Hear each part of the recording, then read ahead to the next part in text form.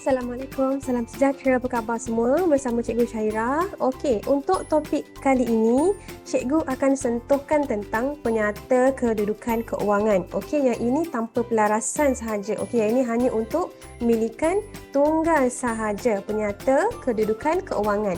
Okey, penyata kedudukan keuangan ni pun salah satu format akaun yang para pelajar perlu mahir. Okey, kenapa? Sebab yang ini topik yang akan masuk dalam peperiksaan. Okey, kita tengok dulu apa yang dimaksudkan dengan penyata kedudukan keuangan ini. Kenapa kita kena buka penyata kedudukan keuangan? Supaya sebuah syarikat itu dia tahu berapa kedudukan aset. Aset ini apa? Aset ini adalah harta. Berapa kedudukan aset ataupun harta, berapa kedudukan liability. Liability ni apa? Liability ni adalah hutang dan juga equity pemilik sesebuah perniagaan dalam suatu tempoh perakaunan. So dalam penyata kedudukan keuangan atau PKK ni, 3 benda yang pelajar perlu masukkan dekat dalam ni. Yang pertama aset, yang kedua liability, yang ketiga equity pemilik. Aset ada 2, aset bukan semasa, aset semasa. Liability ada 2, liability bukan semasa dengan liability semasa, dan kita ada equity pemilik. Okey, so dalam penyata kedudukan keuangan ni kita hanya masukkan 3 benda ini untuk kita ketahui berapa banyak harta, berapa banyak hutang yang ada dalam perniagaan.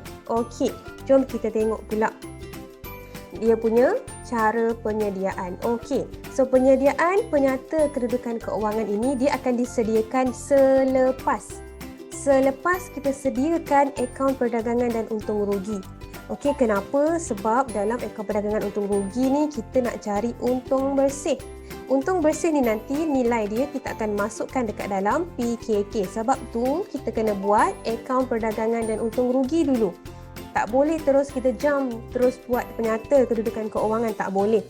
Okey, kita kena buat apur dulu. Apur, akaun perdagangan dan untung rugi.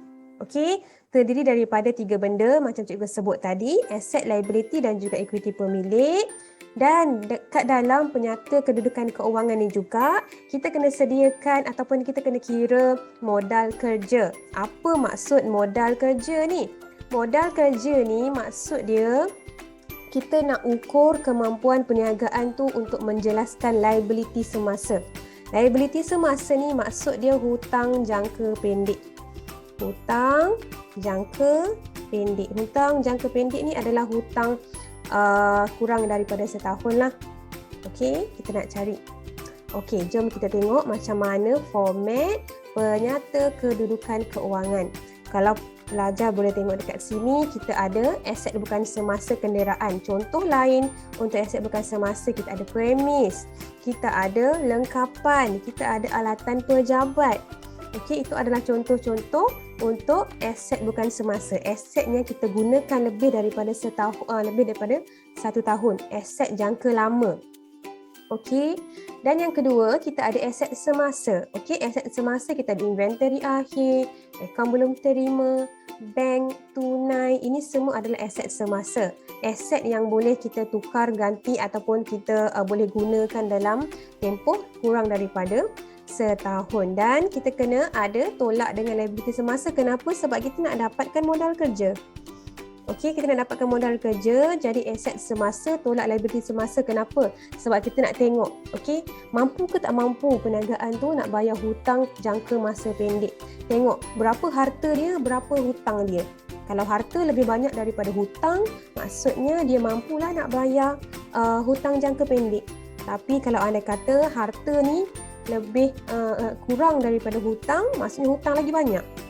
Maksudnya dia tak mampu nak membayar hutang jangka pendek dia.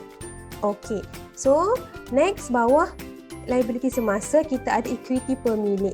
Okey, equity pemilik ni kita akan mulakan dengan modal awal dahulu. And then kita akan tambahkan dengan untung bersih. Untung bersih ni nak dapat daripada mana? Untung bersih ni kita dapat daripada apur. Okey, andai kata bila kita buat apur, akaun perdagangan dan untung rugi ni, kita dapat rugi bersih.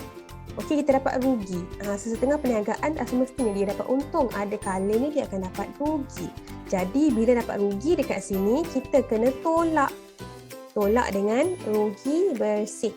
Kalau untung kita tambah, kalau rugi kita tolak. Okey, dan jangan lupa tolakkan dengan ambilan, baru kita akan dapatkan dia punya modal akhir.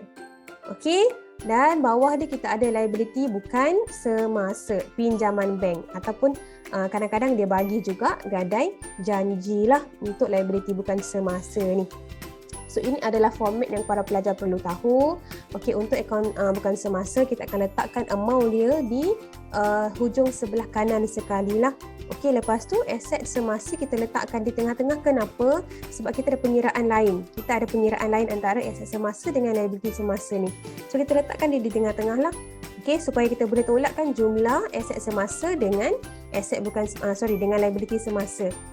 Okey, so bila kita dah dapat, baru kita tambahkan. Jawapan yang kita dapat dekat sini dengan jawapan yang kita dapat dekat bawah ni, nilai dia mesti akan sama. Amount dia akan sama ataupun seimbang. Kalau sini 10,000, dekat bawah ni juga dia akan jadi 10,000. Kalau bila awak buat penyata kedudukan keuangan awak, tak sama dia punya jumlah, maknanya ada kesilapan dekat mana-mana. Okey, ada kesilapan dekat mana-mana, awak kena cek balik sama ada dekat awak punya apur, dekat awak punya imbangan duga, dekat awak punya leja ataupun dekat awak punya jurnal. So mungkin berlaku kesilapan dekat situlah. Okey, ini adalah format bentuk penyata. Kalau dalam bentuk T pula, okey, dalam bentuk T kita ada sebelah debit dan kita ada di sebelah kredit. Okey, debit mestilah aset. Ingat, dalam penyata kedudukan keuangan kita ada aset, kita ada liability dan kita ada equity pemilik. Aset kita debitkan, manakala liability dan equity pemilik kita kreditkan dia. Okey, debit, kredit. Kita start dengan aset bukan semasa, aset semasa, sebelah kredit kita ada equity pemilik, liability bukan semasa dengan liability semasa. Okey, so itu sahaja untuk format penyata kedudukan keuangan. Nanti untuk next video, cikgu terangkan pula cara untuk kita menjawab soalan yang berkaitan dengan penyata kedudukan keuangan. So cikgu harap sedikit dapat membantulah pelajar macam mana nak tahu format penyata kedudukan keuangan, apa yang perlu kita masukkan dekat dalam PKK kita, apa yang tak perlu masuk. Okey, so itu sahaja daripada cikgu. Terima kasih. Assalamualaikum.